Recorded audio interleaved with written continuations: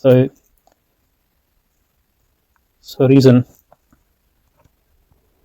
in combination, rational power, inferential power plus the intuitive power, reason 2.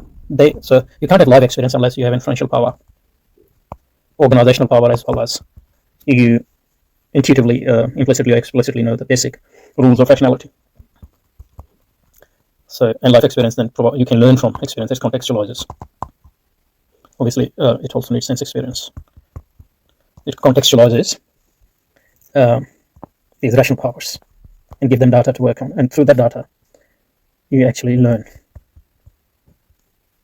gain knowledge. So, in that sense, life experience is the real teacher, but you can't learn from life experience unless you have these two torches of reason 1 and reason 2, torches of basic rational power, inferential power, as well as intuitive power.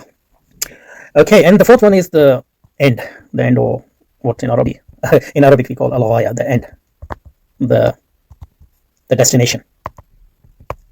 And what is the destination? The fourth type of reason is the destination, because this is what gives us the fruit of all that learning, that we use that learning to guide the journey of our life according to this rational power, and guide our basic natural physical and physiological impulses and desires according to this learning, this knowledge, so that our life is successful, ultimately successful life, and we reach our destination, destination of our body, destination of our mind, destination of our soul. So that's why the fourth type of power is the ultimate purpose, but that purpose cannot be achieved without the first three. So the first two are natural powers. We are endowed with them, but we develop them as well. So in that sense, they are also acquired powers. So they are natural basis, but on the other hand, so that's the third one, and the fourth one. Then these are plus one. These three, you get the knowledge from that, and then you apply that. So the fourth power is also acquired power, but it also is the power which requires application of the knowledge we have gathered to our action and to our life plans and to the journey of our life. So in that sense, the first two are fundamentally natural power, but they can be developed, so they are partially acquired as well. And the third one is acquired in that sense, but it also have a natural element because it depends on this natural part. And then the fourth one is also acquired, but it has natural element because it depends on the first three. And in a sense, the first three are the instruments, but the last one is the purpose, or al-ghaya, or in other words, the first three are means, and the fourth one is the end. And that's why Imam Az-Zubaydi says that some people define this fourth power, or fourth type of reason,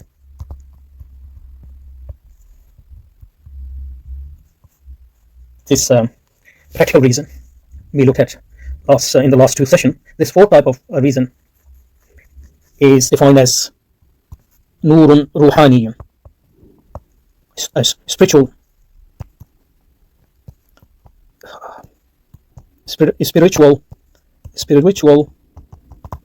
light, nurun ruhani, yuqzafu fil qalbi bid-dimagh, which Allah subhanahu wa ta'ala puts yuqzafu fil qalbi bid-dimagh, which is put into your, so a spiritual light which is put into your mind, so that, so nurun ruhaniyun yuqzafu fil qalbi bid-dimagh, bihi, with the help of it, then tudriku nafsu al-ulum ad-daruriyya wan-nazariyya. So this spiritual light which is put into your mind, through which the mind acquires both mediated knowledge and non-mediated knowledge. So it seems a bit circular, but it can be understood in this way. So we have these natural powers, reason in first and second sense, and through this we have life experience, and that life experience covers all our learning and things. And through that life experience, we gain knowledge in the more general sense, and then we apply that knowledge to our conduct in the broader sense. And this if the knowledge is the correct knowledge, then this creates, with the help of Allah subhanahu wa ta'ala, this spiritual light in our mind, through which we, in a sense, reacquire that knowledge, and it enlightens our natural powers, and we are able to see the world in totally different light. So it's a reverse process. So in that sense, we are able to overcome the apparent circularity, because although this light is created through first three things, then in turn it enlightens all those three powers, and which in turn actually solidify and renew or strengthen this light in itself, and we are able to see the world in a totally different light. And this goes back to Imam Ghazali's something he said after the first at the end of the first definition we saw, and we'll get back to that now to see relate that to what we have just learned. And it was this, the Imam Ghazali at the end of the first definition. So we started first definition from here, yeah. At the end, Imam Ghazali here said, and we had discussed it at that time, but fairly superficially, because we didn't have all the knowledge we needed to understand this. And here Imam Ghazali had said that, so the first type of reason, its relationship with knowledge, that the third type, is like the relationship of an eye to the sight. And then Nisbatul Quran and Shara Sharif to this power in this context, in the context of inquiry and learning knowledge, and in the context of searching for knowledge, is like Nisbatul Nur Shams ila al-Basar, so the sun, and Basar is your power to see.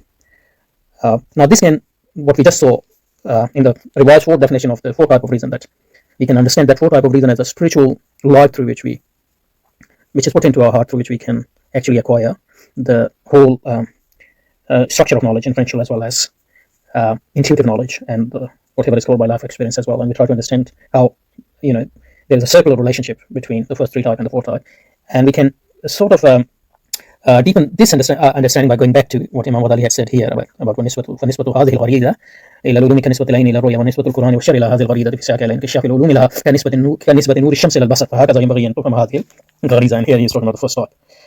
So now we'll try to relate this to what we had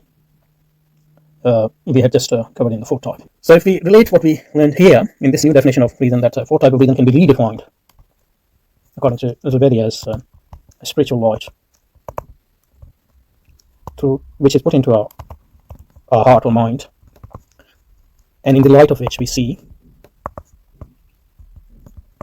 and learn things, both inferential knowledge as well as intuitive knowledge. So in that sense, fourth type of reason become the origin in turn, which enlighten all first three types, and we sort of learn all those things which we had learned here, and rekindle them and enrich them. And through this light, which although came as a consequence of first two and three, but if first three types were on the right track, then they will create, with the help of Allah subhanahu wa ta'ala, this ultimate spiritual light in our heart, through which we can re-understand everything anew in a fresh light. And this can be related to what Imam Ghazali said, that I said about the first type of reason. On this, the relationship to knowledge is like our body has an eye, and through which we can see the object. So that's their relationship. So this reason is like the bodily eye, our bodily eye. ونسبة هذه الغريزة إلى العلوم نسبة العين إلى الرؤية، ونسبة القرآن والشرع الشريف إلى هذه الغريزة. And Al-Quran Al-Azim and Shara Sharif are related to this reason. Their relationship to this reason is like the relationship of the eye to the sun and its light. So this light, which is the light of Allah subhanahu wa ta'ala's book, the light of the right type of knowledge, this light is like the light of the sun, without which we cannot, our eye actually cannot see the object. In a similar fashion, without Al-Quran Al-Azim and Al-Shara Sharif, all our knowledge is like a knowledge of the object gained without the proper sunlight. So even though we might be able to see the objects, but we don't see them as they are. So this, the light of the sun, actually can be related to the fourth type, where we redefined reason as the spiritual light.